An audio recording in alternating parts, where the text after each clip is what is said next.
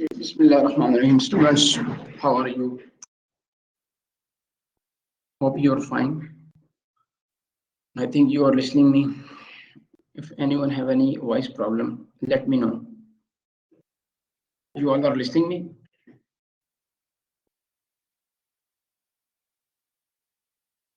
Okay.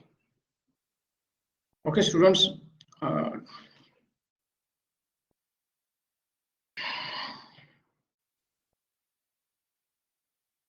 ठीक, तो आज हमारा जो चैप्टर है वो चैप्टर नंबर 2 है, education planning process in Pakistan में एजुकेशन प्लानिंग की क्या प्रोसेसेस हैं। हम इस तमाम प्रोसेस को देखते हैं। कल हमने थोड़ा सा इंट्रोडक्शन देखा था ताकि आपकी कॉन्सेप्ट्स क्लियर हो जाएं कि व्हाट इज प्लानिंग। आज हम थोड़ी सी प्लानिंग को टेक्निकली एस्पेक्ट से देखेंगे। आज हमारा जो लेक्चर है वो टेक्निकल ग्राउंड्स पर ज़्यादा होगा। तो आप लोग क्योंकि ईपीएम के स्टूडेंट्स हैं तो आप थोड़ा सा इसको देखेंगे, जो बातें आपको थोड़ी सी इसमें टेक्निकल लगेंगी कि स्टेजेस ऑफ प्लानिंग क्या होती हैं, टाइप्स ऑफ प्लानिंग क्या हैं, फिर आखिर में प्रोसेसेस क्या हैं, और फिर हम टेक्निकल प्रोसेस देखेंगे कि जो टेक्निकल हमारे एस्पेक्ट्स हैं उसमें क्या प्रोसेसेस हैं।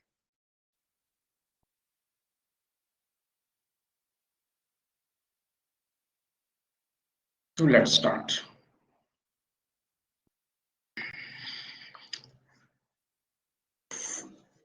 Let's recall what is planning. So planning is a basic management function involving formulation of one or more detailed plans to achieve optimum output balance. Right? Optimum balance of needs or demands with available resources. The planning process, ये नीचे जो दिए गए हैं ये planning process के कुछ steps हैं। नंबर 1, आइडेंटिफाइंग द गोल और objectives to achieve these objectives, formulation of strategies to achieve objective. Number 3, arrange or creates the means required, right? Any resources. Number 4, implement, directs and monitors all steps in their proper sequence. Right? अभी हम इस एक एक चीज को step wise detail से discuss करेंगे।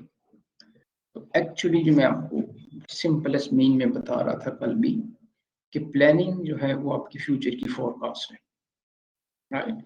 कि जो आपके पास अवेलेबल रिसोर्सेज हैं इनको यूटिलाइज करते हुए how could we achieve our objective. Planning is वो ब्रिज है जो आपको उस मंजिल तक पहुंचाएगा जो आपकी जिसके लिए आपने अपने टारगेट सेट किए होंगे। तो प्लानिंग वो ब्रिज है जिस पर चलकर आप उस ऑब्जेक्टिव तक पहुंच सकते हैं। ठीक है, प्लानिंग हमेशा फ्यूचर ओरिएंटेड होता है, right? Approaches to planning, reactive, past oriented, inactive, present oriented, preactive, prediction based, predicting futures, और proactive, vision based, creating futures. लेकिन मैंने आपको कल भी बताया था कि प्लानिंग का पास्ट और प्रेजेंट से कोई ताल्लुक नहीं है। प्लानिंग हमेशा फ्यूचर के लिए की जाती है। और there are 2 type of futures. आप फ्यूचरोलॉजी पढ़ेंगे तो उसमें देखेंगे ना, एक तो एक्सपेक्टेड फ्यूचर है, यानी जो ट्रेंड्स चल रहे हैं उनको मद्देनजर रखते हुए हमारा फ्यूचर क्या होगा। एक हमारा डिजायर फ्यूचर है, हम क्या करना चाहते हैं, हम अपना फ्यूचर कैसा होगा, ये इस अप्रोच को कहते हैं desire future. One is expected future, prediction based future. हम प्रिडिक्ट करते हैं जो हमारा प्रेजेंट के ट्रेंड्स चल रहे हैं इनके ऊपर अगर ये इसी तरह कंटिन्यू रहे तो आफ्टर 5 ईयर 10 ईयर क्या होगा? Predict future, expected future. The one is that base future, proactive. Vision आपका क्या है, आपके ऑब्जेक्टिव्स क्या हैं? उन ऑब्जेक्टिव को जब आप अचीव करेंगे तो जो फ्यूचर में चेंजिंग्स आएंगी, दैट इज डिजायर्ड फ्यूचर। ऐसा फ्यूचर जो हम चाहते थे कि ऐसा हो, ठीक? Expected future and desired future, proactive future, vision based future. हम अपने स्क्रैच रिसोर्सेज, जो हमारे पास रिसोर्सेज बहुत थोड़े से पड़े हैं, हम इनको कैसे प्रॉपरली यूटिलाइज करें कि इसका मैक्सिमम आउटपुट हमें मिले, ठीक है? विजन हमारा क्या है? क्रिएटिंग फ्यूचर, हम ऐसा फ्यूचर चाहते हैं जिसको हम खुद बनाएंगे।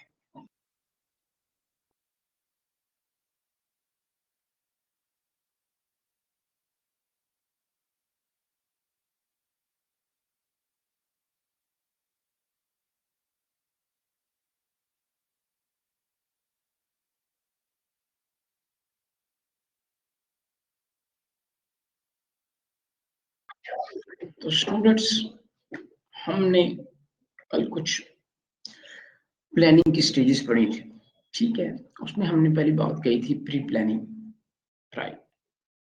स्टेजेस ऑफ प्लानिंग में pre planning, creation of suitable organization, machinery to participate, creation of information, defining objective at various level।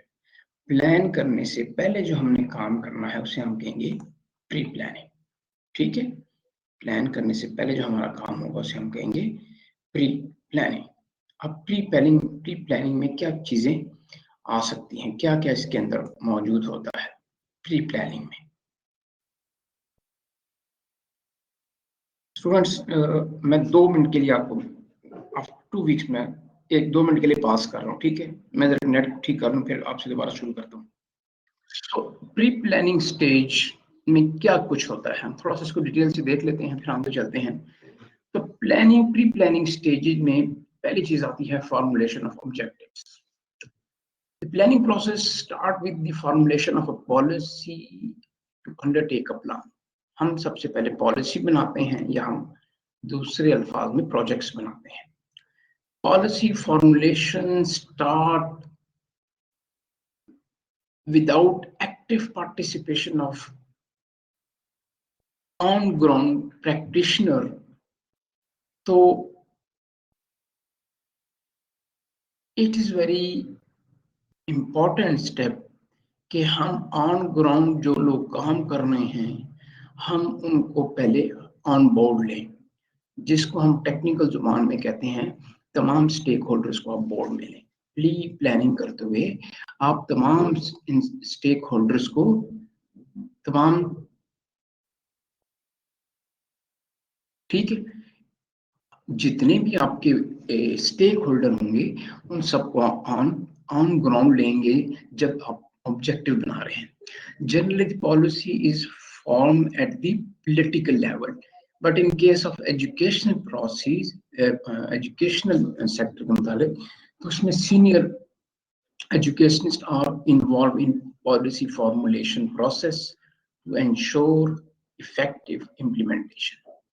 देखिए, पॉलिसी का मतलब होता है जनरल गाइडलाइंस, और आपको गाइडलाइन वो बंदा देगा जिसके पास एक्सपर्टीज होंगी, और कोई बंदा तो नहीं दे सकता। तो प्री प्लानिंग स्टेज में जब हम ऑब्जेक्टिव फॉर्मुलेट करते हैं तो हम सबसे पहले स्टेक होल्डर्स को ऑन बोर्ड लेते हैं और उनके साथ साथ जो एक्सपर्ट्स हैं। तो these educationists serve as mediator between political exigency of the policy makers and technical requirement of the planner। यानी देखें, गवर्नमेंट जो सियासत जमहूरियत और सियासी लोग होते हैं ना, पॉलिटिकल लीडरशिप जिसे हम कहते हैं, बेसिकली एजुकेशन की जो ऑब्जेक्टिव है ना वो पॉलिटिकल लीडरशिप बनाती है, ठीक है? अब ये जो पॉलिटिकल लीडरशिप ये इस तरह के ऑब्जेक्टिव बनाती है, तो ये जो टेक्निकल लोग होते हैं, जो एजुकेशनिस्ट होते हैं, जो टीचर्स होते हैं, जो सीनियर टीचर्स हैं, जो स्कॉलर्स हैं, मैन ऑफ लेटर हैं, ये तमाम पॉलिटिकल गवर्नमेंट की हेल्प करते हैं कि जनाब आप ये जो काम करने जा रहे हैं इसमें क्या मुश्किलात आ सकती हैं, जो हमारे पास अवेलेबल रिसोर्सेज क्या हैं, हम अपने ऑब्जेक्टिव को कैसे रियलिस्टिक बना सकते हैं। ठीक है, ऑब्जेक्टिव आपके स्मार्ट होंगे, हम इसको आगे डिस्कस करेंगे स्मार्ट से क्या मुराद है। भाई ऑब्जेक्टिव्स हमारे स्मार्ट ऑब्जेक्टिव होंगे, वो ऑब्जेक्टिव जो अचीवेबल होगा। तो तकरीबन ये जो हमारा एशियन रीजन्स है ना, ये इसमें प्री प्लानिंग स्टेजेस जो शुरू होती हैं, उसमें सबसे पहला स्टेज आता है the creation of suitable planning organisation. जैसे हमने ये कहा पहले, क्रिएशन ऑफ सुटेबल ऑर्गेनाइजेशंस, यानी जैसे हमारे पाकिस्तान में आपने नाम सुना होगा प्लानिंग कमीशन का। अब प्लानिंग कमीशन के नीचे इदारे करते हैं CNWP, central developing working parties. फिर प्रोविंस लेवल पर होती है प्रोविंशनल डेवलपिंग वर्किंग पार्टीज।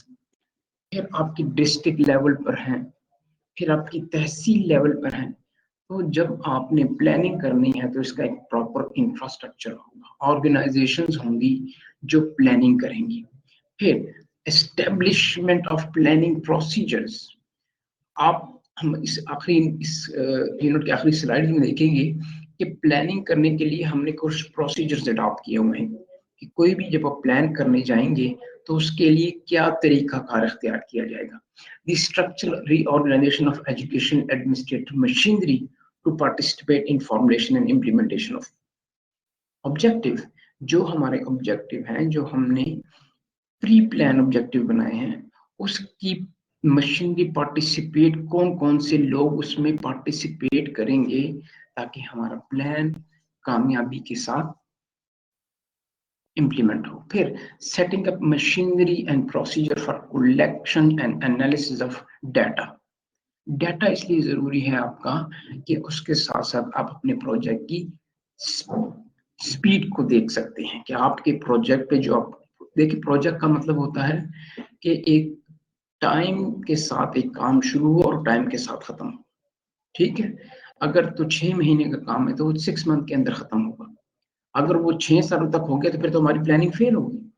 तो इन तमाम स्पीड्स को चेक करने के लिए आप मॉनिटरिंग करते हैं, उनका डाटा लेते हैं, चेक करते हैं कि क्या आपका प्लान कामयाबी से चल रहा है कि नहीं।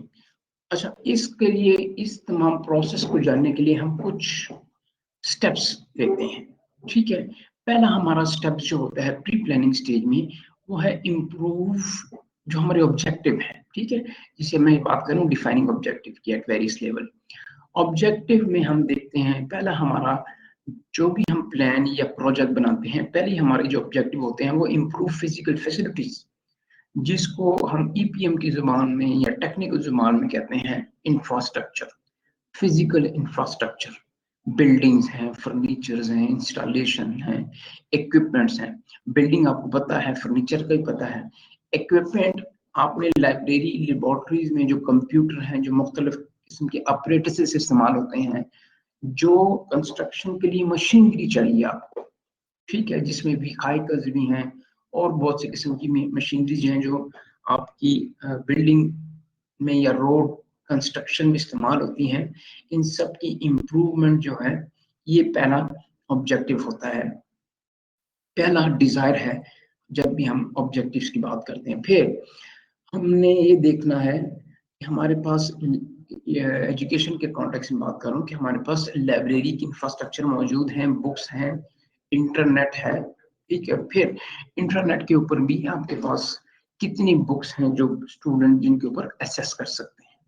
फिर हम develop course of study design to produce marketable skills. देखें, जो आपको एजुकेशन में पहली चीज इंफ्रास्ट्रक्चर, दूसरी चीज है आपका सिलेबस, कैरिकुलम जिसे कहते हैं, जो अपनी बुक्स की शेप भी मार्केट में देने हैं, इसको डेवलप करने का ये भी एक प्लानिंग है, एक प्रोसीजर है। फिर जो आपके पास टीचर्स हैं उनकी ट्रेनिंग देनी है, ये भी एक प्रोजेक्ट है। फिर हमने अपने टीचर्स की कैपेसिटी बिल्डिंग करनी है, that is an also type of objectives. फिर हमने स्कूल्स की ऑर्गेनाइजेशंस करनी है, कॉलेज की ऑर्गेनाइजेशंस करनी है, यूनिवर्सिटी की करनी है। फिर हमें एडमिशन के प्रोसीजर्स को देखना है, एग्जाम्स के प्रोसीजर्स को देखना है, ग्रेडिंग्स को देखना है। फिर हमारे पास जो मुख्तलिफ सब्जेक्ट्स हैं, हम इन सबको इंटीग्रेट करके एक डिसिप्लिन बनाते हैं। जैसे साइंस है तो साइंस में इंजीनियरिंग है, फिर मेडिकल है, फिर कॉमर्स है, फिर कंप्यूटर साइंस है, और फिर ब्ला blah blah blah number of fields. तो ये तमाम की तमाम किस स्टेज में आती हैं? आपकी प्लानिंग के स्टेज में आती है, और इसे हम कहते हैं प्री प्लानिंग स्टेज। यहाँ तक कंसेप्ट क्लियर हो गया प्री प्लानिंग का? अब हम आते हैं, अगला स्टेज हमारा आता है प्लानिंग। कि प्लानिंग क्या होती है जी? तो प्लानिंग में पहली चीज है डायग्नोसिस ऑफ क्राइटेरिया। ठीक है, डायग्नोसिस ऑफ क्राइटेरिया से क्या मुराद है?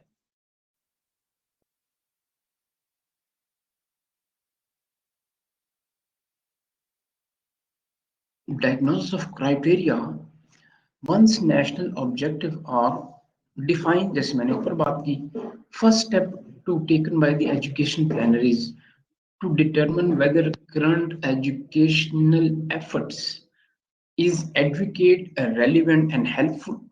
हम पहले देखेंगे कि जो हमने ऑब्जेक्टिव बनाया है, क्या हमारा ये सिनेरियो जो है ये इससे कंड्यूसिव है।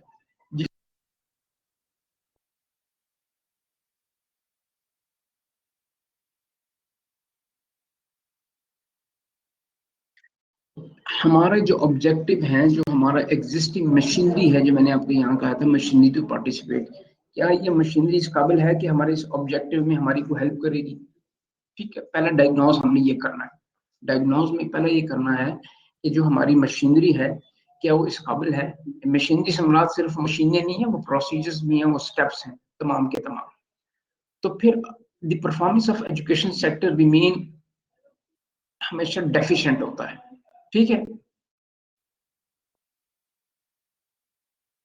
तो पहली जो चीज डायग्नोसिस में देखी जाती है, वो देखी जाती है रेलिवेंसी। ठीक है, प्लानिंग के स्टेज में पहली चीज देखी जाती है relevancy. The diagnosis would seek to determine whether and how far education system was relevant to national and social inspiration. Like, diagnosis may seek to determine whether a system was meeting the manpower need of the country। इन जो, जैसे हम कहेंगे जी हमने literacy rate बढ़ानी है, 100% करनी है, तो क्या हमारे स्कूल की कैपेसिटी इतनी है कि हम उन तमाम बच्चों को स्कूल के अंदर ले आए जो बाहर हैं? कि आपके पास सिटिंग कैपेसिटी इतनी मौजूद है, टीचिंग कैपेसिटी इतनी मौजूद है, स्कूल का इंफ्रास्ट्रक्चर है, वॉशरूम जितने हैं, पानी है, बिजली है, ये तमाम चीजें। अब आप प्लानर हैं, आपने ये देखनी है कि जब आप 100% लिटरेसी के रेट की बात करेंगे, तो फिर हमारे पास क्या एग्जिस्टिंग इंफ्रास्ट्रक्चर रेलिवेंट उससे है, रेलिवेंसी है, और whether it is helping in the evolution of socio economic order which nation seek to evolve. हमने जो अपनी सोशो इकोनॉमिक कंडीशन को, मुल्क को बेहतर करना है, तो क्या हमारे पास एग्जिस्टिंग इंफ्रास्ट्रक्चर में इतनी पावर है? तो डायग्नोसिस ट्राई करता है to assess whether system was meeting the need of different segment of the society। जैसे मैंने अभी आपसे कहा, अगर हमने 100% करनी है, तो क्या हमारी इतनी पावर है, हमारे पास इतना स्ट्रक्चर हमें इतनी वो करता है? फिर देखिए आगे है present situation and previous performance. Relevancy मैंने आपसे अभी बात की, अब हम देखते हैं इफेक्टिवनेस एंड एफिशिएंसीज।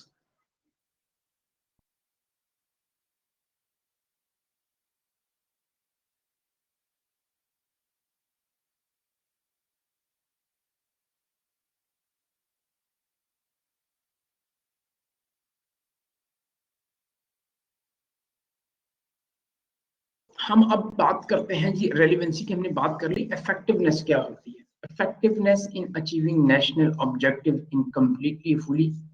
तो diagnosis would seek to assess whether or not the education system was providing equal educational opportunities to all children। ठीक है, ये हमारा डायग्नोसिस बताता है क्या हमारा एग्जिस्टिंग सिचुएशन क्वालिटी एजुकेशन दे रहा है, क्या तमाम लोगों को एजुकेशन तक एक्सेस हासिल है। अब इसका मतलब ये भी बनता है ना कि आपका जो स्कूल की एक्सेस हर उस बच्चे तक मौजूद है जो सोसाइटी में है, यानी क्या उसके करीब तरीन स्कूल मौजूद है। and minimum acceptable level of functionally literacy and fundamental education to all citizens. जैसे कि एजुकेशन पॉलिसीज में आज जो आपकी 2009 की पॉलिसीज है उसमें भी है ना कि हर बच्चे तक एजुकेशन की एक्सेस मौजूद होगी। तो effectiveness is assessing the effectiveness system कि क्या आपका सिस्टम की इतनी इफेक्टिवनेस है कि आपका जो ऑब्जेक्टिव है। देखिए हमारा पहला ऑब्जेक्टिव जो हम भी एजुकेशन के कॉन्टेक्स्ट में बात करेंगे तो पहला ऑब्जेक्टिव है कि हमने अपनी लिटरेसी रेशियो को बढ़ाना है, ठीक है, मिनिमम लेवल तक लेके आना है। मिनिमम लेवल तक लाने के लिए आपका एग्जिस्टिंग इंफ्रास्ट्रक्चर उसको सपोर्ट करता है कि नहीं, पहला क्वेश्चन ये है, ठीक है। आपके सिस्टम की रेलिवेंसी कितनी है, इफेक्टिव कितनी है और एफिशिएंसी कितनी है।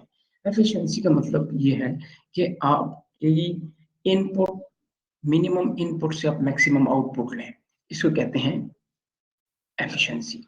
तो ये जो डायग्नोसिस फेज में एफिशिएंसी है, तो diagnosis also seek to assess whether education system is achieving at lowest cost, whether it is designed to achieve.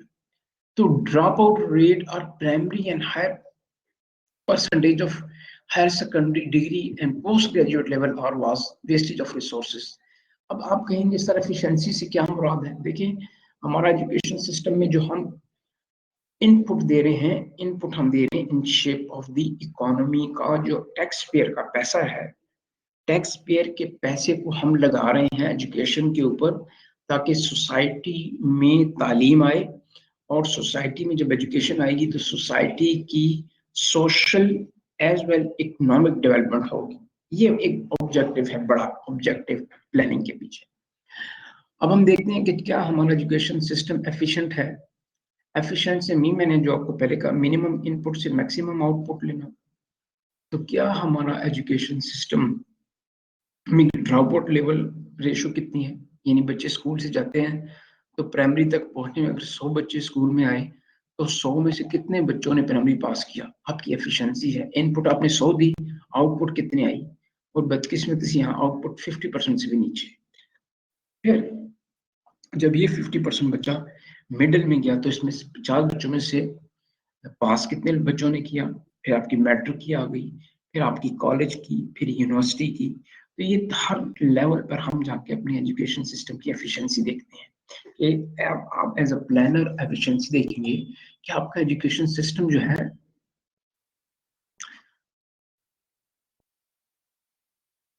ठीक है। तो आप ये देखेंगे कि एफिशिएंसी और इफेक्टिवनेस प्लानिंग की स्टेज पर देखते हैं कि एजुकेशन में ये दो चीजें कैसी होती। अब तीसरी जो चीज आती होती है प्लान फॉर्मुलेशन। हमने प्लान्स को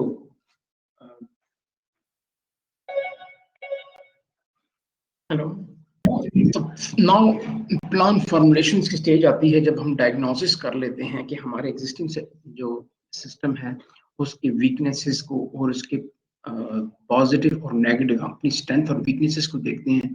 उसके बाद हम ये देखते हैं, ठीक है, फिर प्लान फॉर्मुलेशन की बात आती है। तो अभी तक मैंने आपको कल अपने लेक्चर में कहा था कि planning is an intellectual process. तो इंटेलेक्चुअल क्यों है, ये तमाम काम अभी कुछ भी नहीं है, ऑन ग्राउंड में कुछ भी नहीं है, आपने ये सारे काम करने हैं और हर स्टेज जो है वो क्रिटिकल स्टेज है, ठीक है। इसलिए मैंने आपसे कल कहा था planning is an intellectual process. आपको बड़ा sharp, smart, quick, accurate, efficient होना है। ये मेरे वर्ड याद रख लो। तुम ईपीएम कर रहे हो सारे, ईपीएम ग्रेजुएट्स में वो तमाम ये वो एस्पेक्ट्स हैं जो आपको किसी भी एजुकेशन सिस्टम के सरफेस पर नजर नहीं आते। हम तो सिस्टम एजुकेशन को समझते हैं उस्ताद ने पढ़ा दिया और टीचर ने पढ़ लिया और दैट्स इट।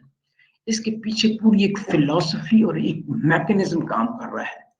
ईपीएम ग्रेजुएट्स ने इस तमाम मैकेनिज्म को पढ़ना है और इसमें अपनी इनपुट देनी है।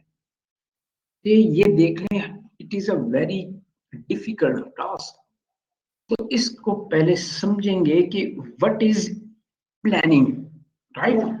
हम एजुकेशन सिस्टम की प्लानिंग को तब समझने के काबिल होंगे जब हमें पहले ये पता चले what is the existing situation, जब तक आपके पास ये जो मैंने 2 स्टेप बताई, ये मैंने थोड़ी सी डिटेल बताई, एग्जिस्टिंग सेटअप बताएं आपको ये नहीं पता कि इस वक्त क्या चल रहा है, जब तक ये नहीं पता होगा एग्जिस्टिंग सेटअप का, आपको ये नहीं पता होगा कि मेरे पास कौन से रिसोर्सेज हैं।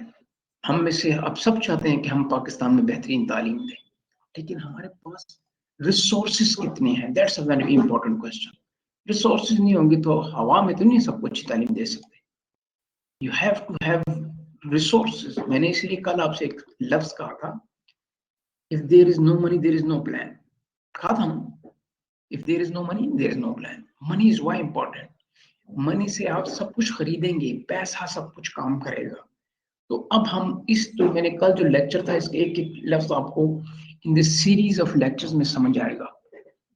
तो ये आपको मेरी सेंटेंस की बात आई कि प्लान इज इंटेलेक्चुअल प्रोसेस। अब हम जरा प्लान फॉर्मुलेशन को देखते हैं कि क्या चीज होती है। तो diagnosis of existing educational situation would highlight defects and deficiencies which are to be corrected so as to enhance relevancy, effectiveness and efficiency. नहीं करूँगा, 12 मिनट आप निकल। Corrective action have to be based on a policy which has to be spelled out to indicate general framework within which detailed decisions are to be made. तो जब हमने existing situation को diagnose किया, अब हम इस काबिल हैं कि हम अपने फ्यूचर के लाहे अमल को तरतीब दे सकें, और उसमें सबसे पहला फेज आता है कॉस्टिंग ऑफ फ्यूचर नीड्स। हमारे मुस्तकबिल की ज़रूरियात क्या हैं, हम उसको मॉनेटरी टर्म में ट्रांसलेट करेंगे। मैं दोबारा दोहरा देता हूँ, मेरे अल्फाज थोड़े से मुश्किल होंगे। कॉस्टिंग ऑफ फ्यूचर नीड्स, अपने मुस्तकबिल की ज़रूरियात को ट्रांसलेट करें मॉनेटरिंग टर्म में। क्यों? इसलिए कि जब आप प्लान बनाएंगे, उसको पेश करेंगे, इसके हम अगला एक स्टेज पढ़ेंगे प्लान अप्रेजल। वहां हमें जाके बताना पड़ेगा कि हमें कितने पैसे चाहिए। ये जो हमने ऑब्जेक्टिव बनाए हैं, इसको अचीव करने के लिए हमें पैसे कितने चाहिए। तो कॉस्टिंग ऑफ फ्यूचर नीड्स, तो costing using best available cost data, each group of need is costed with due consideration to considered fluctuation in prices and long range trends.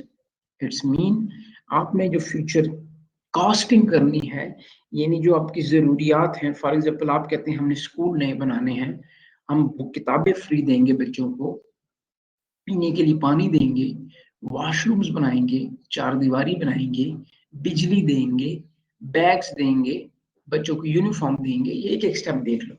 इस सब को आप, इन सब को ट्रांसलेट करेंगे मॉनिटरिंग में, ठीक है। यानी आपने बिल्डिंग बनानी है, बिल्डिंग एक दिन में नहीं बनती, बिल्डिंग में 5 साल भी लगते हैं, 2 साल भी लग सकते हैं, 3 साल भी लग सकते हैं। तो 3 साल के बाद एक्सपेक्टेड किसी बिल्डिंग की जो मटेरियल है उसकी क्या कॉस्ट होगी, जो आपने फ्लक्चुएशन अप एंड डाउन्स है, अप एंड डाउन्स हमारे यहाँ तो अप से होते हैं, डाउन कम होते हैं।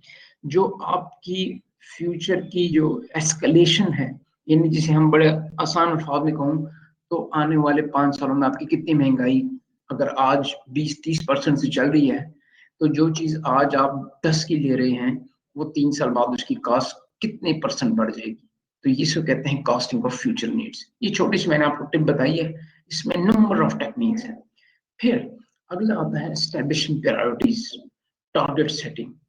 आपके पास जो आपने रिसोर्सेज बनाए, जो आपने कॉस्टिंग ऑफ फ्यूचर नीड की, और जो आपके ऑब्जेक्टिव हैं उसको प्रायोरिटीज देंगे।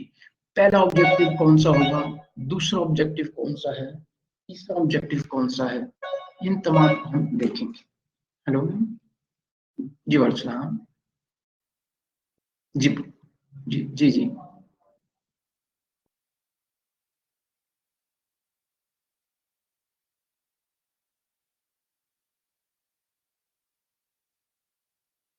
स्टूडेंट्स, एस्टेब्लिश प्रायोरिटीज, आपने बेटा जो एज अ प्लानर अपना प्रोजेक्ट अपना प्लान बनाया है, उसकी प्रायोरिटी सेट करोगे। देखो मैं तुम्हें जनरल जनरल बातें बताऊंगा, अभी आपने ईपीएम के काफी वो पढ़ने हैं।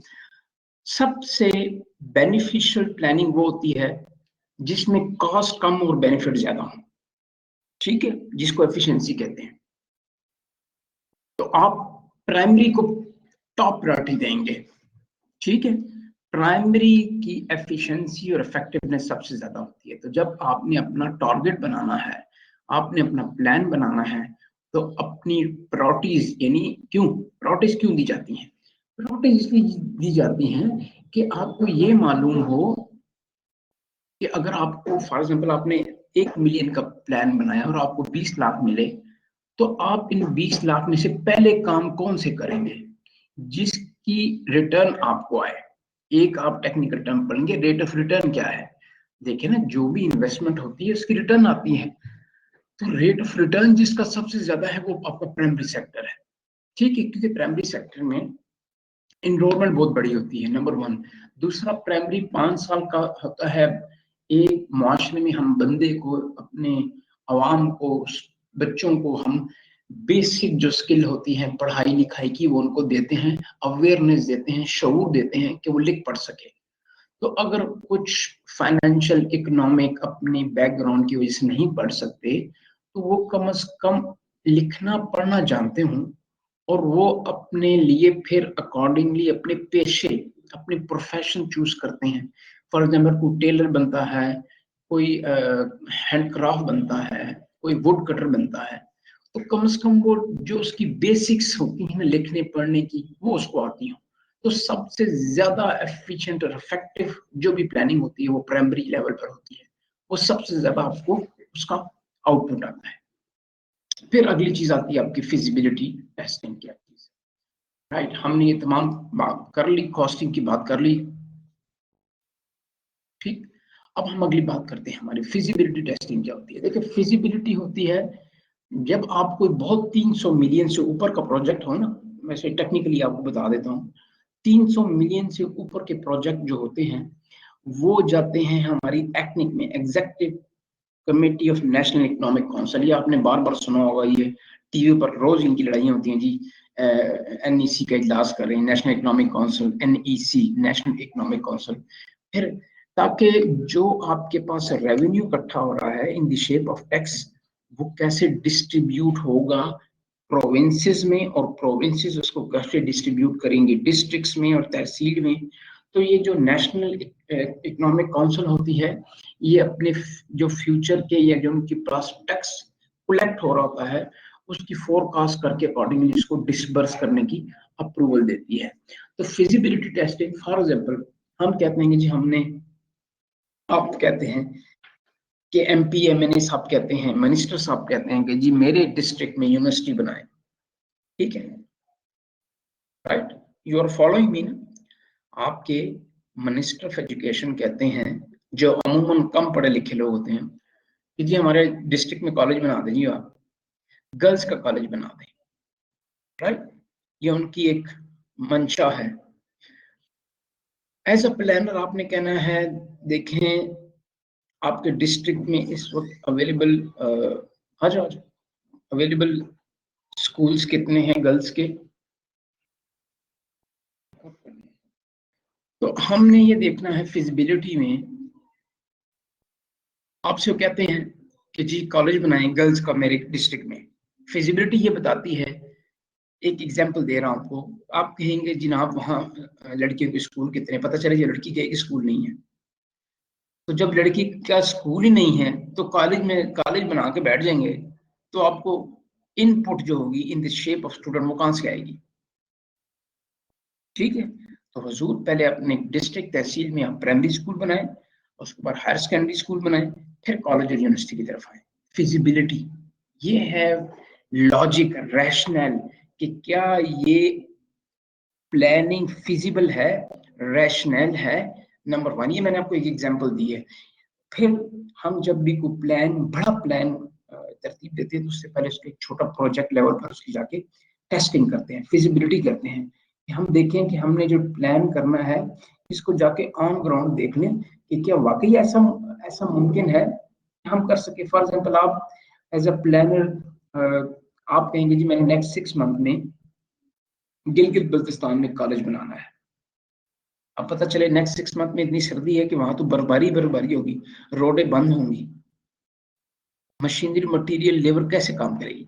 Feasibility not possible, right? तो एज अ प्लानर आपने कई एस्पेक्ट्स का ख्याल रखना है। ठीक है, यहां तक समझ आ गई ये बात मेरी? अब बात समझ आ रही है ना?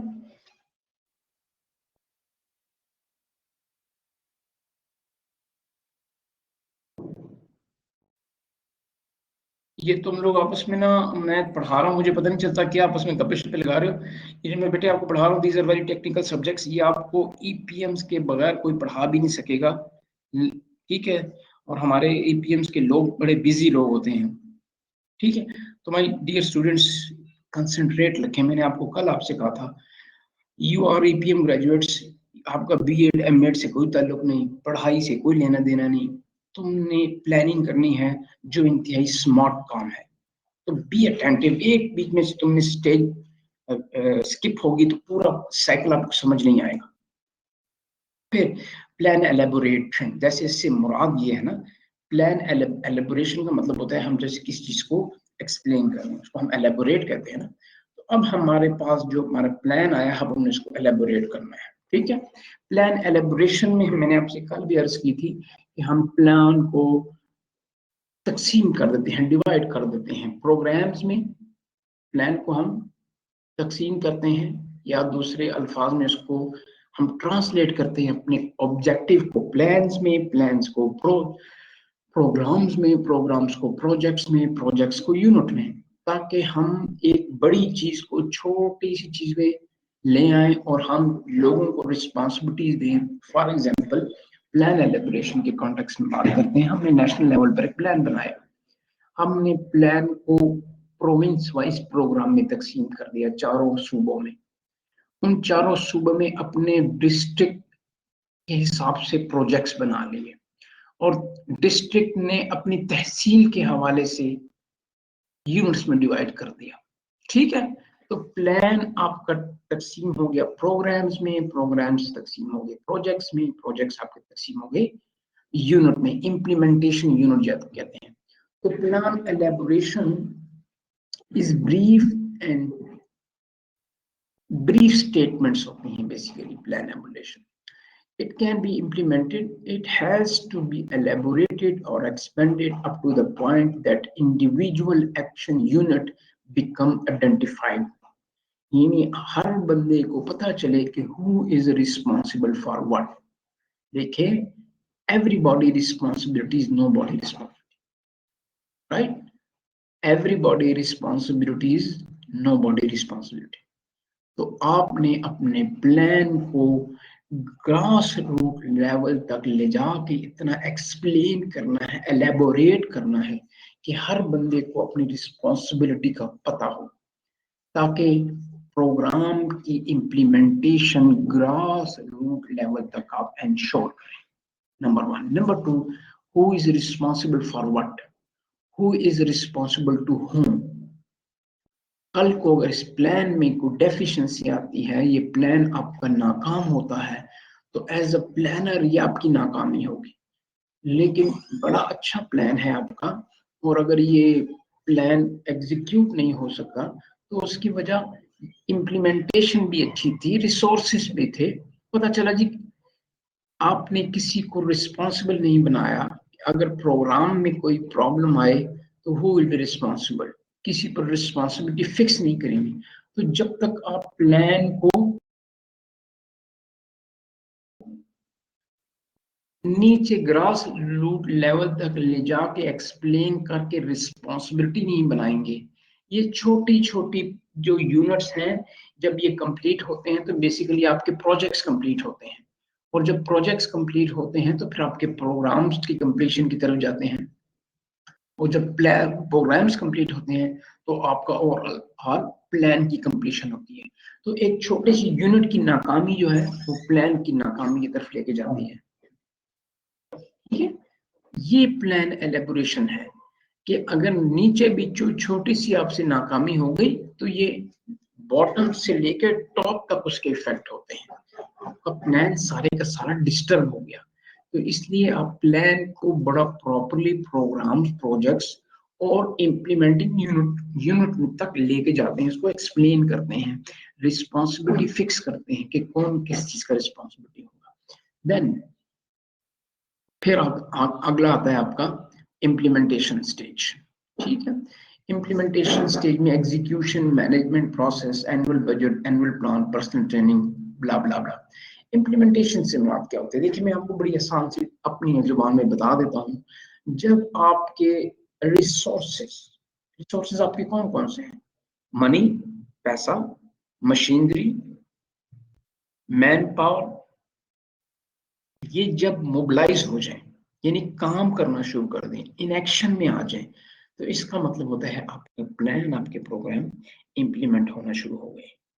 ठीक है, जब आपके रिसोर्सेज मोबिलाइज हो जाए, जब आपके रिसोर्सेज मोबिलाइज हो जाए, तो आपके प्लान्स एक्शन में आना शुरू हो जाते हैं।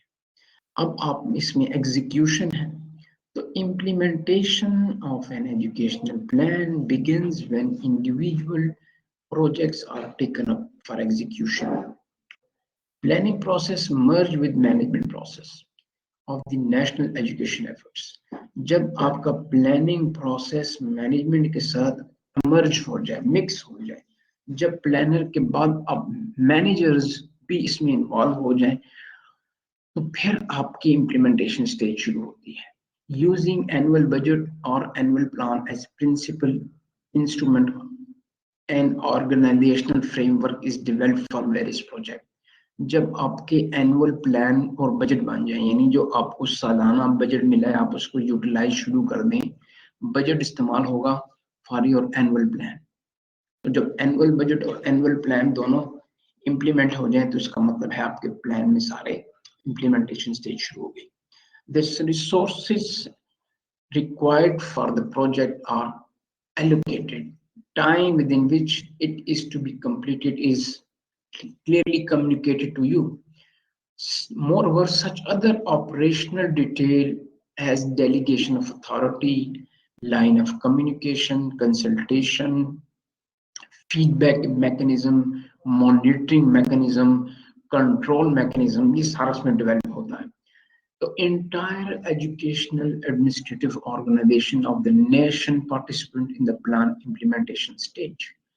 इसलिए मैंने कहा ना, तमाम स्टेक होल्डर इसमें इन्वॉल्व होते हैं और हर बंदा अपना अपना रोल प्ले करता है।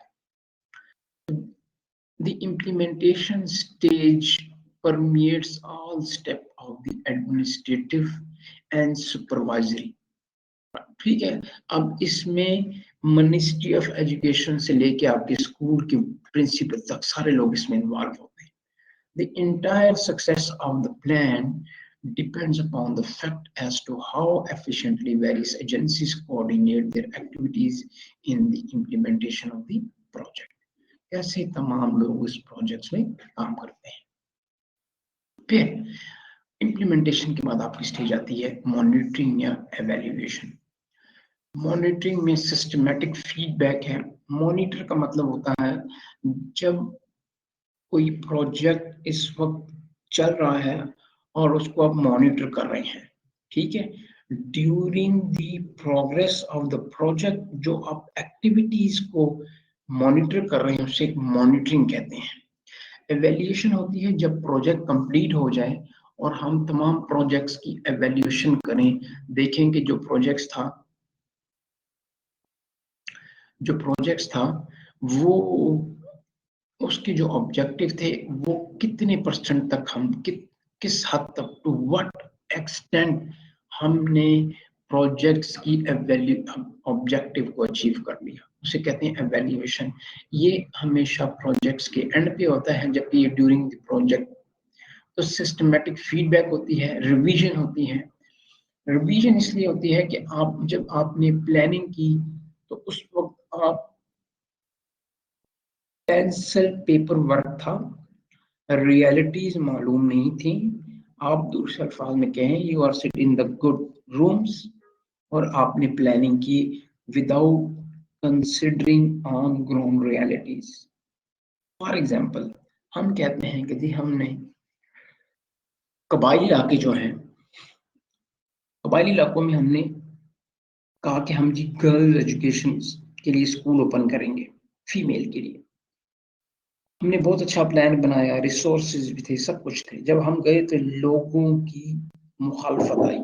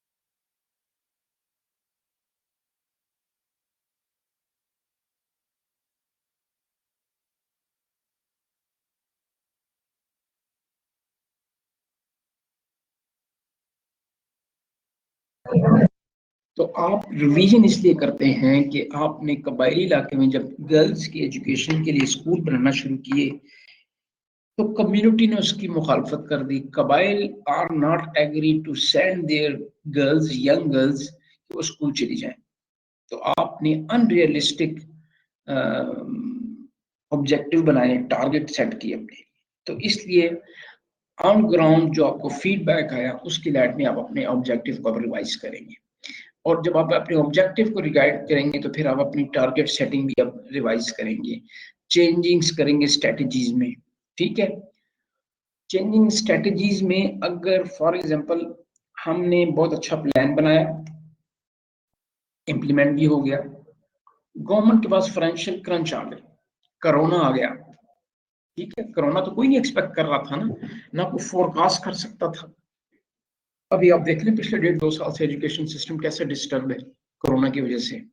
तो जब इस तरह की सिचुएशन आती है, इसे हम अपनी टेक्निकल जुबान में कहते हैं अनफॉरसीन, अनफॉरसीन सिचुएशन। ठीक है, क्या कहते हैं उसको? अनफॉरसीन सिचुएशन। तो जब आपके पास अनफॉरसीन सिचुएशंस आएंगी, ठीक है, तो फिर अनफॉरसीन सिचुएशन में हम अपने टारगेट्स को रिवाइज भी कर सकते हैं, ऑब्जेक्टिव को टारगेट सेटिंग करेंगे, अपनी स्ट्रेटजीज को चेंज करेंगे। पूरे साल में 2 महीने स्कूल खुले, हर एक को मालूम है। लास्ट ईयर देखिए आपने बगैर एग्जाम के बच्चों को प्रमोट किया। अनफॉरसीन, इसी तरह वॉर शुरू हो जाए, अभी जैसे कोरोना था, इसके बाद एक वॉर शुरू हो जाए, इकोनॉमिकल क्रंच आ जाए। ठीक, तो इस तरह के हालात में इसे कहते हैं अनफॉरसीन।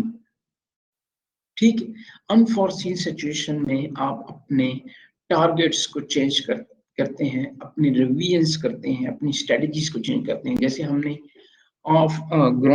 ऑनलाइन एजुकेशन का एकदम एक अल्टरनेट ले आए, हमने अपनी स्ट्रेटजीज चेंज करनी कि हम बच्चों को ऑनलाइन एजुकेशन देंगे। अब जब ऑनलाइन की इफेक्टिवनेस भी कम हो गई तो हमने कहा कि जनाब फिर बच्चों को ऐसे करते हैं, उनके पेरेंट्स के व्हाट्सएप इस्तेमाल करते हुए उनको हर रोज डेली होमवर्क भेजते हैं, उनको शीट्स देते हैं कि वो अपने काम करके हमें वीकली जमा कराएं, ताकि हम बच्चों को एंगेज कर सकें। ठीक है, क्योंकि हर जगह तो कंप्यूटर नहीं है ना, आपके देहात में नेट है तो कंप्यूटर नहीं है। ठीक, हमें तो अपने जो पुअर हमारा सेगमेंट है सोसाइटी का, उसको भी तो हम बोर्ड लेना है। ठीक है, तो इसलिए हमें बात का अपनी स्ट्रेटजीज को चेंज करना पड़ता है। अच्छा, फॉर्मेटिव समेटिव एवेल्यूएशन होती है। फॉर्मेटिव जैसे मॉनिटरिंग होती है ना, formative during the implementation phase जो आप एवेल्यूएशन करते हैं उसे कहते हैं फॉर्मेटिव एवेल्यूएशन, और जो आखिर में जाके होती है उसे कहते हैं समेटिव एवेल्यूएशन। अब एवेल्यूएशन में 2 टाइप्स हैं, एक क्वालिटेटिव है और एक क्वांटिटेटिव है। क्वालिटेटिव जैसे आप कहें जी अच्छा बुरा, ठीक है, तो ये क्वालिटेटिव टर्म है, कितना अच्छा, कहां तक अच्छा, कितना बुरा, पर हम कहेंगे जी ओवरऑल सोसाइटी क्या कहती है इसके बारे में। ठीक है, आप देख लें, आप कहेंगे एजुकेशन सिस्टम में जो गवर्नमेंट की स्ट्रेटजीज रही हैं कोरोना के बारे में, आप जाके पेरेंट्स से पूछें या बच्चों से पूछें कि जी ये जो ऑनलाइन सिस्टम था क्या ये इफेक्टिव रहा, तो वो आपको कहेंगे जी क्वालिटेटिव शेप में, एक आगे आगे क्वांटिटेटिव, यानी कितने लाख या कितने हजार बच्चे स्कूल से जिन्होंने स्कूल छोड़ दिया during corona, quantitative phase, drop out ratio भी आ गया। पेरेंट्स आर रिलक्टेंट, कह रहे हैं हम क्यों फीस दें जब पूरे साल में एक दिन भी बच्चा स्कूल नहीं गया, नंबर वन। नंबर टू, लोग बेरोजगार हो गए, इन्फ्लेशन बढ़ गई, they have no money to pay fees of their children. तो ये हम क्वांटिटेटिव फेज में बताएंगे कितना लाख बच्चा ड्रॉप आउट हो गया, कितनों ने रिवाइज किया, कितने डिसअपॉइंट हुए, कितनों के पास, जैसे मैंने पहले कहा, इंटरनेट की फैसिलिटी थी या नहीं थी, नंबर वन। नंबर टू, क्या हमारे टीचर जो क्लास में पढ़ाते थे उनमें इतनी एबिलिटी थी कि उन्होंने ऑनलाइन पढ़ाया और बच्चों ने ऑनलाइन सुनने के बाद वो चीज उसी तरह रिसीव की जैसे वो क्लासरूम में फेस टू फेस करते हैं। ये कंपोनेंट है ना, आप प्लानर हो। अब देखो, जैसे ही चीजें आ गई, जैसे हालात आए, वैसे तुम्हारी स्ट्रेटजीज चेंज हो। आप एक जगह जो है वो स्टैटिक नहीं है, प्लानिंग स्टैटिक नहीं होती, ये सिचुएशन के साथ साथ चेंज होती है। अगर आपकी सिचुएशन चेंज होंगी, प्लानिंग के सिनेरियोस चेंज होना शुरू हो जाते हैं। तो you should be very smart, मैं आपको बार बार ये लफ्ज इस्तेमाल कर रहा हूँ। अच्छा, फजीला सुल्ताना, फॉर्मेटिव और एवेल्यूटिव। फॉर्मेटिव में जो आप ड्यूरिंग प्रोसेस करते हैं, फॉर एग्जाम्पल आपका 3 साल का प्रोजेक्ट है, ठीक है, समेटिव एवेल्यूएशन तो आप तब करेंगे जब 3 साल पूरे होंगे, लेकिन आप जो 6 महीने बाद या क्वार्टरली जो अपनी प्रोग्रेस रिपोर्ट भेजते हैं उसे कहते हैं फॉर्मेटिव एवेल्यूएशन। और जो इन 6 महीनों के बाद आप 3 साल बाद जो जाके इवेल्युएशन करेंगे उसे कहेंगे समेटिव एवेल्युएशन। अब आप कहेंगे जनाब इसका मकसद क्या होता है। फॉर एग्जाम्पल, पिछले 3 साल से हर 4 महीने में जो आप प्रोग्रेस रिपोर्ट दे रहे थे उसके मुताबिक काम हो रहा था, प्रोग्रेस की स्पीड ठीक थी, तो 3 साल का काम 3 साल में होना चाहिए। ये नहीं कि आपकी फॉर्मेटिव एवेल्युएशन तो बता रही है सब कुछ ठीक है और 3 साल बाद पता चला जी काम तो 50% हुआ है, 100% हुआ ही नहीं। तो फिर आप, मैंने जो शुरू में कहा था फिक्स रिस्पॉन्सिबिलिटी, जिन्होंने आपको फॉर्मेटिव एवेल्युएशन गलत दी, दे आर रिस्पॉन्सिबल कि आपने क्यों गलत डाटा दिया। आप तो कह रहे थे कि जी प्रोग्रेस हो रही है, प्रोग्रेस 10% है, 10% उस वक्त है तो 3 साल में तो 100 होनी चाहिए, 50 क्यों है। इसका मतलब है उस वक्त प्रोग्रेस 5% थी, आपने गलत डाटा दिया। You are responsible in the failure of this aspects, right? So formative evaluation and then summative evaluation. फिर जो ये एवेल्यूशन और एवेल्यूशन है ना, इसका यही मतलब है, जब आपने फॉर्मेटिव एवेल्यूशन की थी फिर आखिर में आपने उसकी समेटिव एवेल्यूशन की, सीरीज ऑफ एवेल्यूशन कि क्या एवेल्यूशन जो आपने की वो आपकी एक्यूरेट थी कि नहीं। ये नहीं कि ऐसा तो नहीं है जब आप, फॉर एग्जाम्पल देखें, आप कहते हैं कि जी मैंने यहाँ से लाहौर जाना है 3 घंटों में, तो 1 घंटे बाद आपसे पूछा जाए आप कहाँ हैं, तो आप कहेंगे मैं कलर कहाँ आ रहा हूँ। उसके अगले बाद 1 घंटे बाद पूछें आप कहाँ हैं, तो आप बताएंगे कहीं उससे 100-150 किलोमीटर आगे। और अगर मैं आपसे 3-4 घंटे बाद पूछूं और आप कहेंगे मैं भी लाहौर नहीं पहुंचा, मैं कहूँ यार 2 घंटे पहले तो तुम यहाँ पर थे, तुम्हें तो 1 घंटे बाद होना चाहिए था। तो इसका मतलब पहले जो 2 इन्फॉर्मेशन दी थी वो गलत थी। या आप कहेंगे नहीं सर गाड़ी खराब हो गई है, मैं इस वक्त किसी एक्सचेंज में खड़ा हूँ, पेट्रोल खत्म हो गया, राइट, ये सिचुएशन है ना। तो फिर ये मैं आपको एग्जांपल दे रहा हूँ, जब आप प्लानिंग करेंगे तो आप कहेंगे ना कि भाई 6 महीने पहले आपकी 50% थी प्रोग्रेस, तो 1 साल के प्रोजेक्ट है, आफ्टर 1 ईयर आप 100% ना हो तो 90 के करीब होना चाहिए, तुम अभी 60 पे बैठे हो। तो इसका मतलब है you give me wrong information, जिसने तमाम प्रोजेक्ट्स के ऊपर उसको खराब कर दिया।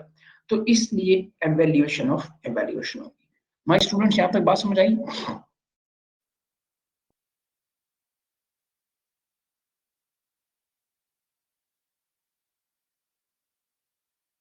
अच्छा, अब हम करते हैं टाइप ऑफ प्लान्स।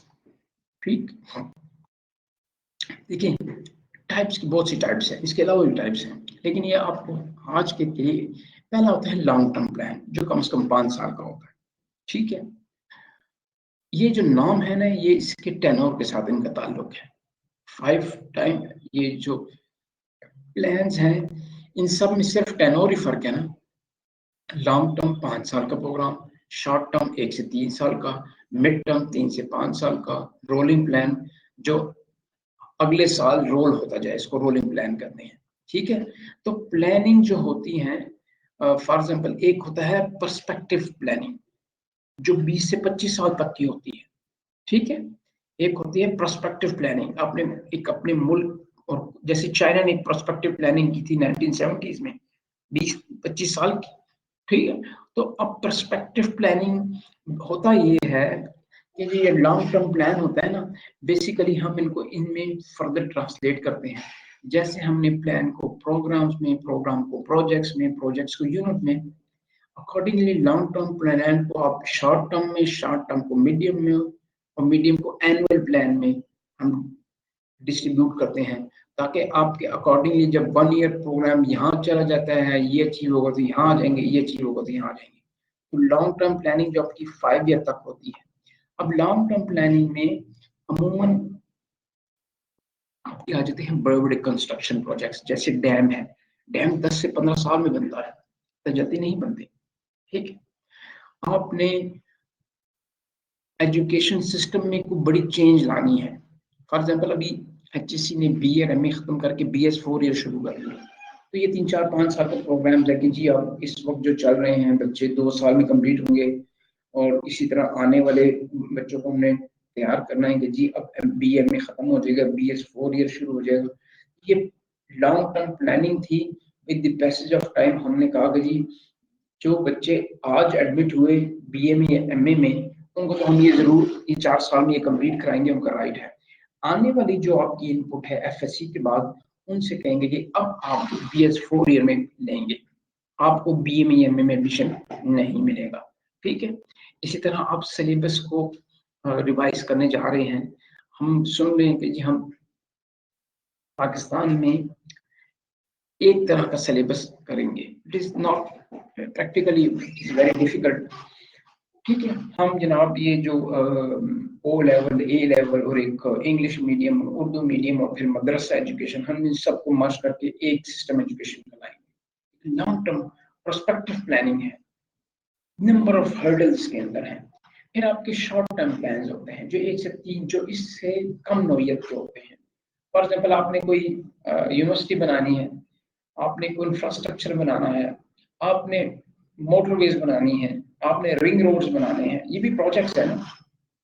आपने 1 से 3 साल के टेक्निकल प्रोग्राम्स की अप्रूवल देनी है, तो ये होगा आपका शॉर्ट टर्म प्रोग्राम। इस तरह मीडियम टर्म प्लान होता है। बेसिकली लॉन्ग टर्म प्लान को हम डिवाइड करते हैं मीडियम टर्म प्लान में। मीडियम टर्म प्लान अमूमन 4 से 5 साल के होते हैं, और ये लॉन्ग टर्म या प्रोस्पेक्टिव प्लान का ही एक जुज होता है कि आपका मीडियम टर्म प्लान कंप्लीट होगा तो आप लॉन्ग टर्म प्रोग्राम की तरफ जाएंगे। ठीक, तो मीडियम टर्म प्लान्स, और उसके बाद आ जाता है रोलिंग प्लान। रोलिंग प्लान ये है कि आपने एक प्लान शुरू किया और वो उस साल में कंप्लीट नहीं हुआ, तो फिर ये रोलिंग प्लान अगले साल चला जाता है। यानी इस साल फाइनेंशियल ईयर होता है 1 जुलाई से 30 जून तक, 1 जुलाई से 30 जून तक फाइनेंशियल ईयर चलते हैं। आपका एक प्लान इस फाइनेंशियल ईयर में कंप्लीट नहीं हुआ, तो ये रोल आउट होके नेक्स्ट फाइनेंशियल प्लान तक चला गया, ऐसे कहते हैं हम रोलिंग प्लान। क्लियर, इसको हम आगे कहीं इसमें डिटेल से पढ़ेंगे फिर। अच्छा, ये मैंने आपको कुछ स्टेप्स बताए हैं, देखिए ये आपको पिक्चर नजर आ रही है, मेजर स्टेजेस ऑफ प्लानिंग। पहला, डाटा कलेक्शन एंड प्रोसेसेस। पहली चीज डाटा कलेक्शन की, ताकि हम एग्जिस्टिंग सिचुएशन को डायग्नोस कर सकें कि हम इस वक्त कहाँ खड़े हैं। ठीक है, उसके बाद पहले हम अपने एग्जिस्टिंग सिचुएशन को एनालिसिस करेंगे, उसके बाद हम कोई भी अगला स्टेप उठाएंगे। उसके बाद ये जो हमारी एग्जिस्टिंग सिचुएशन होती है ना, जैसे आप डॉक्टर के पास जाते हैं, वो आपसे सिम्टम पूछता है। आप कहते हैं जी मुझे टेम्परेचर है, वो पूछता है टेम्परेचर कब से है, कितना है, साथ फ्लू भी है, खांसी भी आती है, खांसी कौन सी है, खुश्क है या बलगम वाली है, पूछता रहता है ना आपसे। वो डायग्नोस कर रहा होता है, आपको डाटा कलेक्ट कर रहा है, डायग्नोस कर रहा है। जब आप जैसे जैसे आप सिम्टम बताते जाते हैं, वो उसके बाद बताता है कि आपने मेडिसिन, यहाँ पर वो डायग्नोस कर लेता है कि आपको बीमारी क्या है। तो हमने एग्जिस्टिंग सिचुएशन का डाटा कलेक्ट करना है ये देखने के लिए कि where is gap, where is the problem, to identify the problem, मसला क्या है। क्योंकि मसले का हल ढूंढेंगे तब ये मसला खत्म होगा, तो ये फ्लो होगा, प्रोग्रेस होगी, अचीवमेंट्स होंगी। तो इन तमाम, जब हमें डायग्नोसिस ऑफ सिचुएशन पता चल जाए, फिर हम जाते हैं पॉलिसी फॉर्मुलेशन के, कि जी हमने क्या पॉलिसी फॉर्मुलेट करनी है कि ये जो मसला है इसको हम एड्रेस कर सकें। और इस पॉलिसी फॉर्मुलेशन में फिर हम इसको ट्रांसलेट कर देते हैं कि हमें इसके लिए किन किन चीज़ों की ज़रूरत है। हमें पता चला कि जी यहाँ ड्रॉप आउट रेशो की बड़ी वजह ये है कि स्कूल में टीचर्स की कमी है। फॉर एग्जाम्पल, बच्चियों की ड्रॉप आउट क्यों होती है, लड़कियां स्कूल क्यों नहीं जाती, पता चला जी चार दीवारें नहीं है, वॉशरूम नहीं है स्कूल में, पानी नहीं है, बिजली नहीं है, टीचर्स नहीं है, पढ़ाने वाला उस्ताद नहीं है। ये तमाम प्रॉब्लम्स पता चल गए ना। आपने पॉलिसी बनाई कि जी स्कूलों की अगर चार दीवारी बनाई जाएगी, बच्चियों के लिए वॉशरूम बनाए जाएंगे, पानी पीने का पानी दिया जाएगा, टीचर्स अपॉइंट करेंगे, आपने पॉलिसी बना ली। अब इन तमाम पॉलिसीज की हम नीड असेसमेंट्स करेंगे कि हमें चार दीवारी, कितने स्कूल्स हैं, उनकी चार दीवारी की लेंथ कितनी है, हमने जो चार दीवारी बनानी है उसके ऊपर फेंस लगाना है कि नहीं, 7 फुट की होगी, 6 फुट की होगी, किस चीज से बनेंगी, कंक्रीट आएगा, ब्रिक्स इस्तेमाल होंगी, उसके लिए हमें कितना पैसा चाहिए, कितने स्कूल्स हैं। नंबर 1, हमारे पास 50 स्कूल हैं और टीचर जो हैं वो 60-70 हैं, तो कम से कम एक स्कूल में 3 से 4 टीचर होने चाहिए।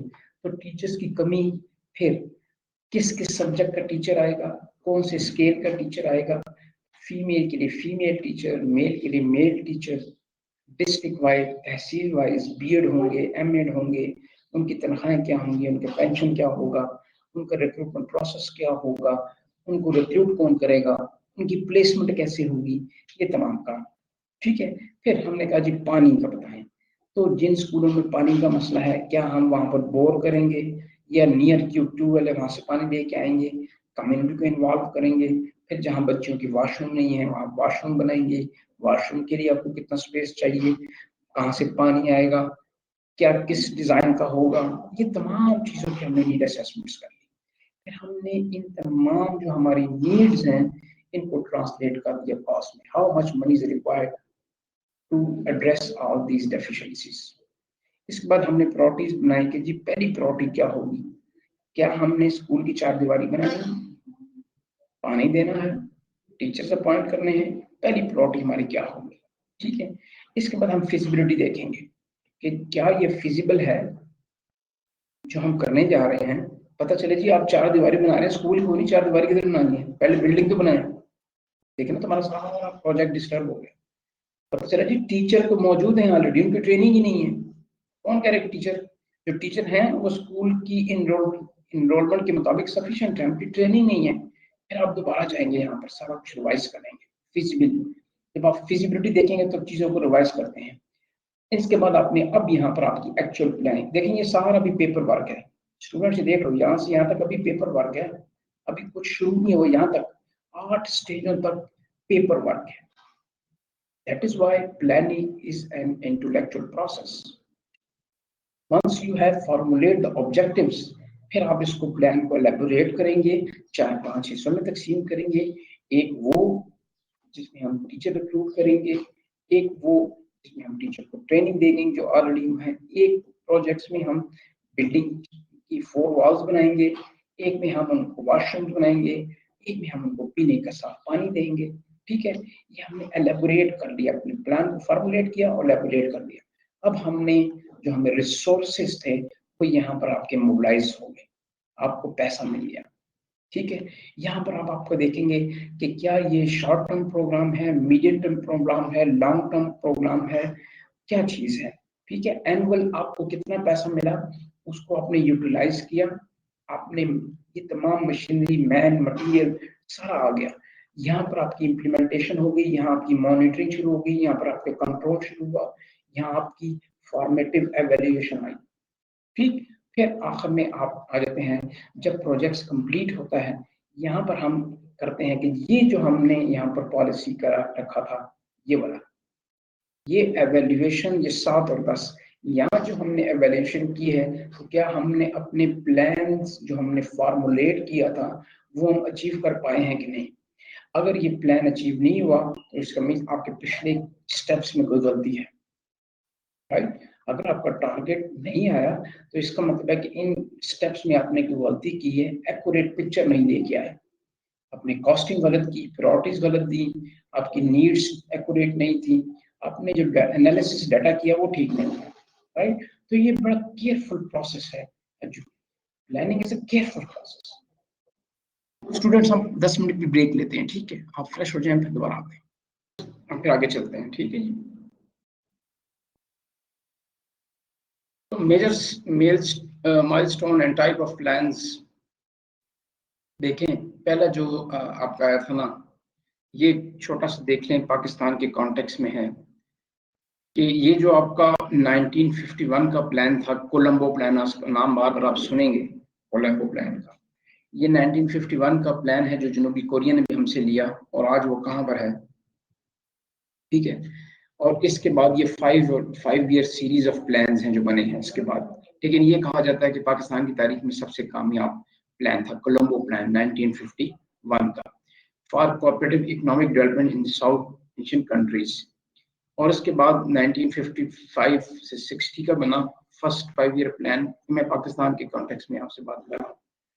फिर सेकंड 5 ईयर प्लान बना 1960 से 1965। फिर तीसरा 5 ईयर प्लान बना 1965 टू 1970। चौथा बना 70 से 75 तक। फिफ्थ बना 78 से 83, यहाँ 3 ईयर का गैप है, और ये वो वक्त है जब बांग्लादेश पाकिस्तान से सेपरेट हुआ और यहाँ एक अनरेस्ट, पोलिटिकली अनरेस्ट था। और इसी तरह ये प्लान्स बने। यहाँ पर जो सबसे इम्पोर्टेंट बात ये है कि ये जो प्लान है पहला 19 कोलंबो प्लान, ये पाकिस्तान का कामयाब तरीन प्लान है। उसके बाद जितने भी प्लान आए वो प्लान बड़े बहुत अच्छे प्लान थे, लेकिन बदकिस्मती से उन प्लान्स की इम्प्लीमेंटेशन प्रॉपर नहीं हुई। तो सबसे बड़ा, प्लान की पॉलिसीज बहुत अच्छी हैं, ऑब्जेक्टिव अच्छे हैं, रिसोर्सेज की मसला रहा, फाइनेंशियल क्रंच रहे, और दूसरा उसकी इम्प्लीमेंटेशन का सबसे बड़ा मसला जो था वो प्लान की इम्प्लीमेंटेशन का रहा। ये एक आपको मैं वो जो आपकी चैप्टर का क्रक्स है ना, यानी जो मैं एक आपको बताना चाहूँगा कि एक हम अगर एक पेज पे सारा कुछ को देखें तो ये आप इसको थोड़ा सा और से देखें, हमको समझ आएगा। Educational planning process in Pakistan planning commission, जो पीसी में आता है, prepare approach plan paper constitution technical working group. ठीक है, पहला इसमें 4 ग्रुप्स हैं, टेक्निकल भी है, एक एडमिनिस्ट्रेटिव ग्रुप है। ये जो बनाता है ये करता है consultation with fed ministry of education for input. ठीक है, फिर ये ग्रुप जो आपका है वो करता है consultation with provincial government for input. Thereafter plan draft होता है। ये 2 अप्रोचेज है ना, प्रिपरेशन, एक कंसल्ट करता है फेडरल गवर्नमेंट के साथ और कंसर्न मिनिस्ट्री के साथ, फिर कंसल्ट करता है विद प्रोविंशियल गवर्नमेंट के साथ, फिर प्लान ड्राफ्ट होता है, send to federal ministry and development partners for comments. ये जो आपका ड्राफ्ट, यहाँ से जो आपको इनपुट आई, ये ड्राफ्ट पहला जो बना वो इनको गया, फिर एट द पैरेलल ये जाता है फाइनेंस डिवीजन रिसोर्स अवेलेबिलिटी के लिए, कि ये जो प्लान बनाया है जिसको मैंने फोरकास्टिंग का कहा था आपको, ये आप पिछला प्रोसेस, ये पिछली आप देखें, ये जो हमने यहाँ पर देखा था ये वाला, ठीक है, ये स्टेज है पहली। और उसके बाद जब आपके पास आ गया तो फिर आपने यहाँ नीड असेसमेंट जो है इसकी हमने ट्रांसलेशन जो की थी, कॉस्ट नीड असेसमेंट, वो यहाँ पर आ गई।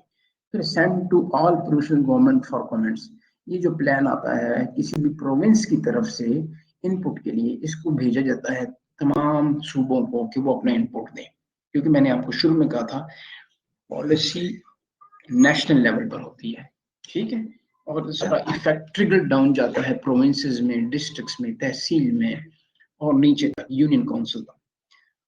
देन इसका economic affair division for foreign availability.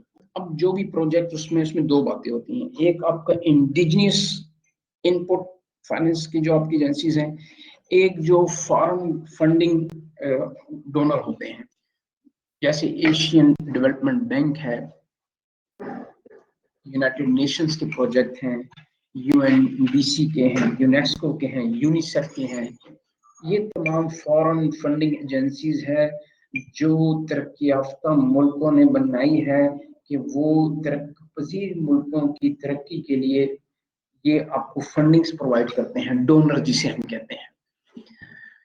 फिर finalise of draft plan presentation cabinet, ये इसे कहते हैं जी प्रोजेक्ट अप्रेजल फेज, ठीक है, ये हो गया प्रोजेक्ट अप्रेजल।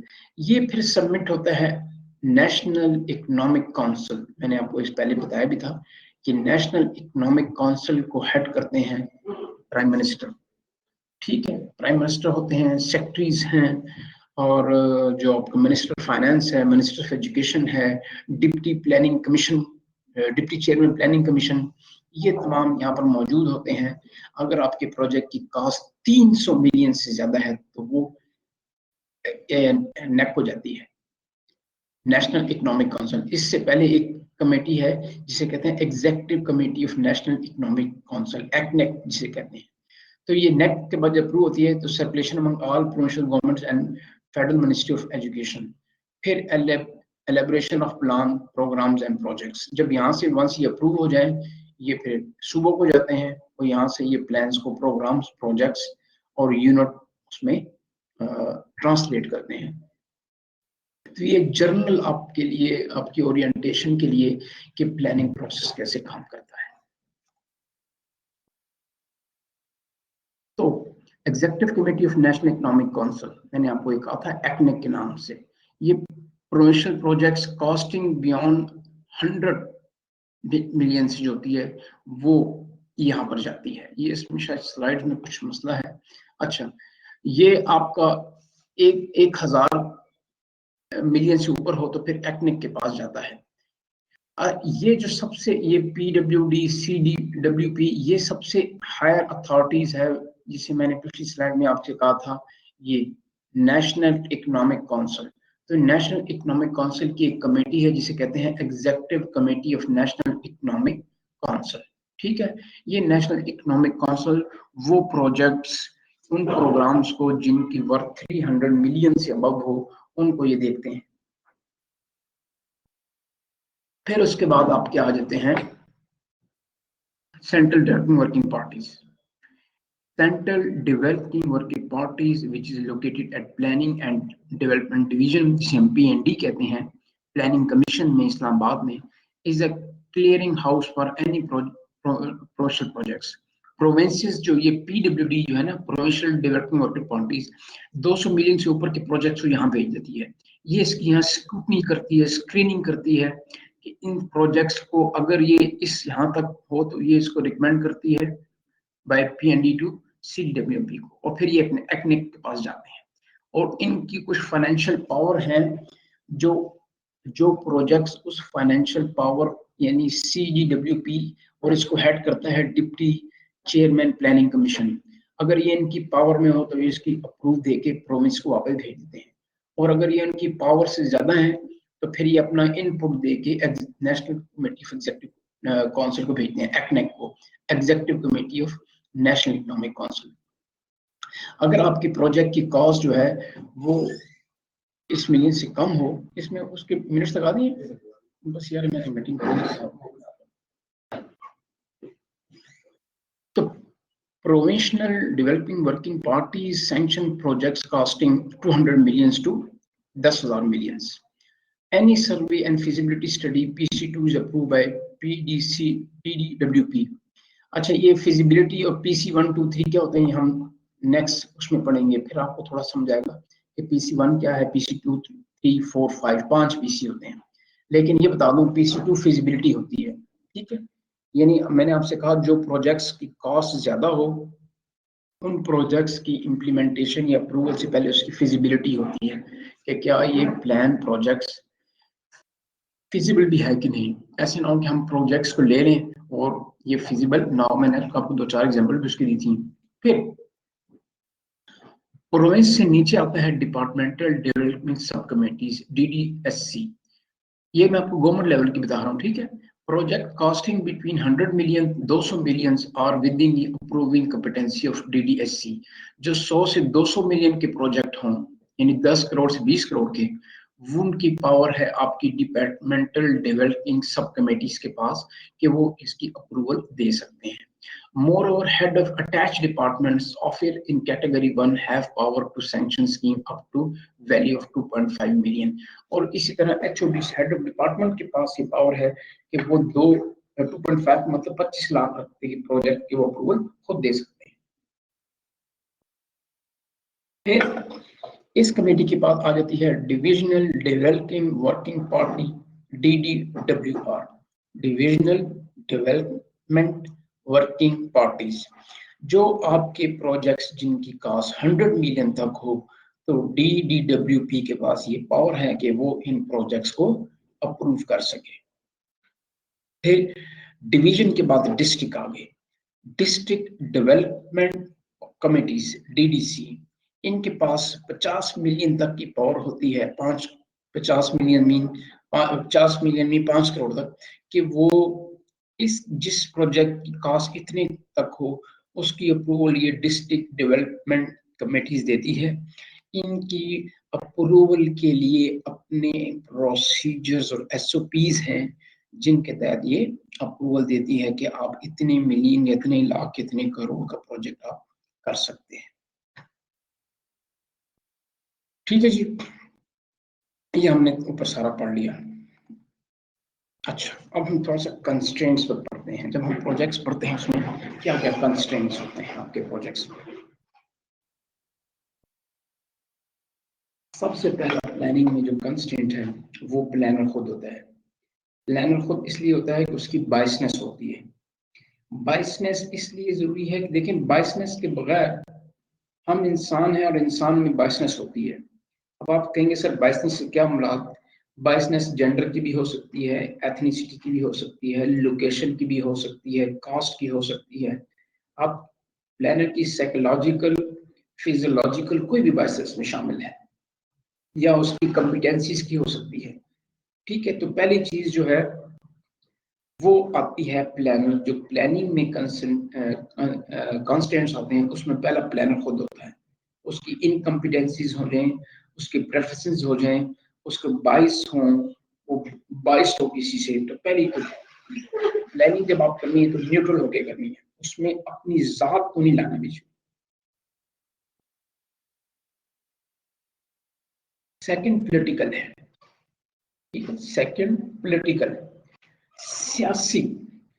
हम जो तीसरी दुनिया के ममालिक हैं अंडर डेवलप्ड कंट्रीज, इसमें बदकिस्मती ये है कि यहाँ प्रोजेक्ट्स, प्लान्स या प्रोग्राम जो हैं वो सियासी बुनियादों पर रखे जाते हैं। ठीक है, एक गवर्नमेंट आती है वो इंफ्रास्ट्रक्चर पर देती है, मोटरवेज बनाती है। दूसरी आती है वो मैन पावर के ऊपर उनकी होती है, उनकी अपनी अपनी प्रायोरिटीज हैं। ठीक है, और उसके लिए उनके मंशूर होते हैं, वो अपना मंशूर देती है कि ये हमारा मंशूर है। एक देखें, हमारी सारी जमात कहती है जी रोटी कपड़ा मकान होगा, ये इसकी अपनी है। एक आपसे कहते हैं जी हम जो है वो छत प्रोवाइड करेंगे, आपको घर देंगे। एक जो है वो आपको फिजिकल इंफ्रास्ट्रक्चर की बात करती है। तो हर पॉलिटिकल पार्टी का जो बरसरे इक़्तिदार होती है उसका अपना मंशूर है जिसके तहत वो प्रोजेक्ट्स को प्रायोरिटीज देते हैं। उनकी प्रायोरिटीज आवाम पर से ज्यादा अपनी सियासी जमात के मंशूर पर डिपेंड करती है, वो क्या मंशूर ला रहे हैं अपनी पार्टी से। फिर ट्रेजरी फाइनेंशियल एक ही है। आपके पास जैसे हम देख रहे हैं पिछले 1-2 साल से मुल्क में फाइनेंशियल क्रंच है, तो फिर हम जब ऐसी सूरत हाल हो कि फाइनेंशियल क्रंच हो, पैसे की फराहमी ना हो, तो फिर आपके बहुत से प्रोजेक्ट्स अपनी जगह खड़े हो जाते हैं। ठीक है, क्योंकि मैंने आपसे पहले कहा था, अगर आपके पास पैसा नहीं है तो आपका प्रोजेक्ट कामयाब नहीं हो सकते।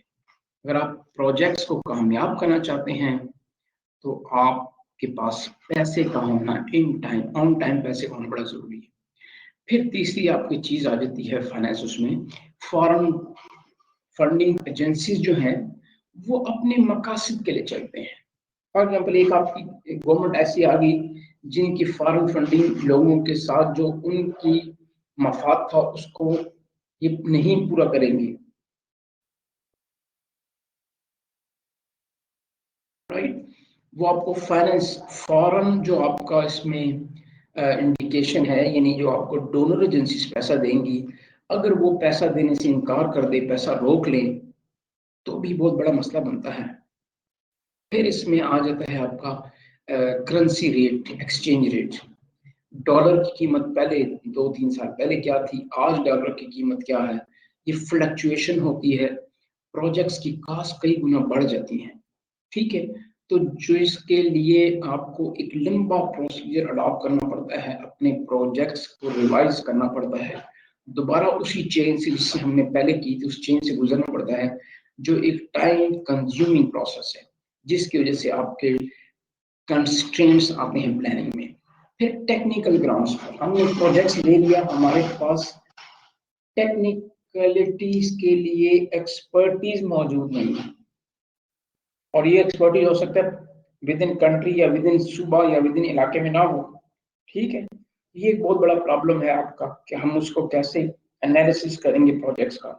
फिर मैनेजरियल कैपेसिटी का बड़ा फुकदान है। देखिए, प्लानर का काम तो पॉलिसीज डिवाइस करना है, उन पॉलिसीज को इम्प्लीमेंट करना मैनेजरियल एक्सपर्टीज चाहिए होती है। अगर आपके पास मैनेजरियल एक्सपर्टीज का फुकदान है तो आपके पास इम्प्लीमेंटेशन का बहुत बड़ा फुकदान पैदा हो जाएगा। अच्छे अच्छे प्लान्स नहीं कामयाब होते इसलिए कि हमारे पास इम्प्लीमेंटेशन नहीं होती। फिर आपके पास फिजिकल इंफ्रास्ट्रक्चर मौजूद नहीं है, यानी सड़कें मौजूद नहीं है, मशीनरीज नहीं है, मैन पावर्स मौजूद नहीं है जो वे काम कर सकें। फिर इंटरनेशनल सिनेरियोज ऐसे डेवलप हो गए, जैसे अब कोरोना तो आपकी फ्लाइट सारी डिस्टर्ब हो गई, ऐसा सिनेरियो आया इंसिडेंटल या इन्वायरमेंटल, सैलाब आ गए, जलजले आ गए, अनफॉर्चुनेट सिचुएशन होगी, तो आपकी सारी प्लानिंग डिस्टर्ब हो गई। ठीक है जी, ये आज तक हमारा ये चैप्टर था कि क्या हम इसमें कर सकते हैं, क्या हमारी प्लानिंग्स हैं, क्या हमारे एस्पेक्ट्स हैं। स्टूडेंट्स, आपका इस पर कोई क्वेश्चन है तो मुझे बताएं।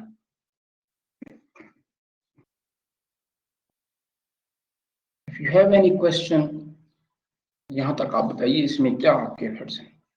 कंस्ट्रेंट का मतलब होता है जो आपकी मुश्किलात हैं, कंस्ट्रेंट्स जो आपके इम्पेडिमेंट्स हैं, जो आपके प्रॉब्लम्स हैं।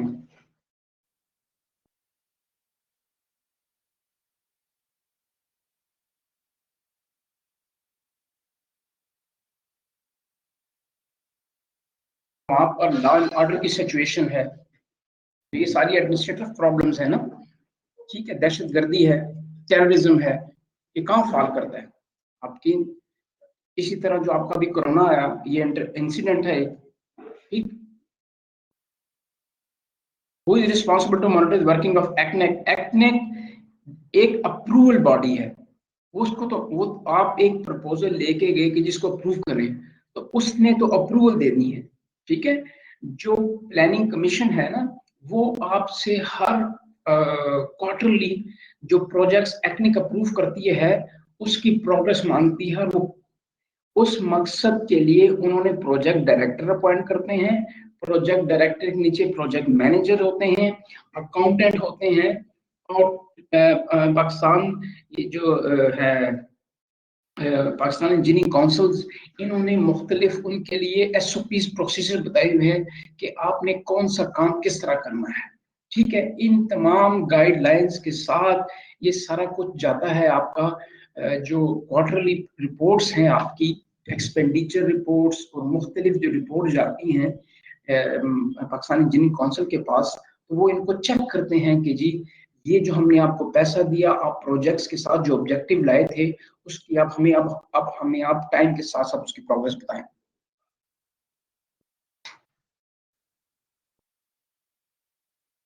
ठीक है जी।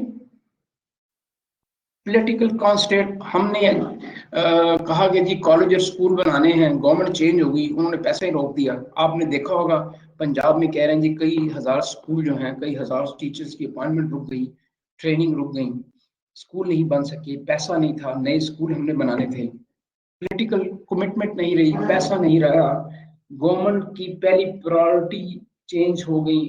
वो चाहती है कि नहीं, हम कैरिकुलम को देखें। ठीक है, यूनिवर्सिटियां बन गई बहुत सी नई, आने वाली गवर्नमेंट यूनिवर्सिटियों को फंडिंग ना दे, हायर एजुकेशन कमीशन को पैसे ना दें, तो यूनिवर्सिटीज कैसे ग्रोथ करेंगी, आपका हायर एजुकेशन सेक्टर कैसे ग्रोथ करेगा। चलो स्टूडेंट्स, आज के दिन के लिए इतना, कल इंशाल्लाह हम दोबारा मिलेंगे। ठीक है जी।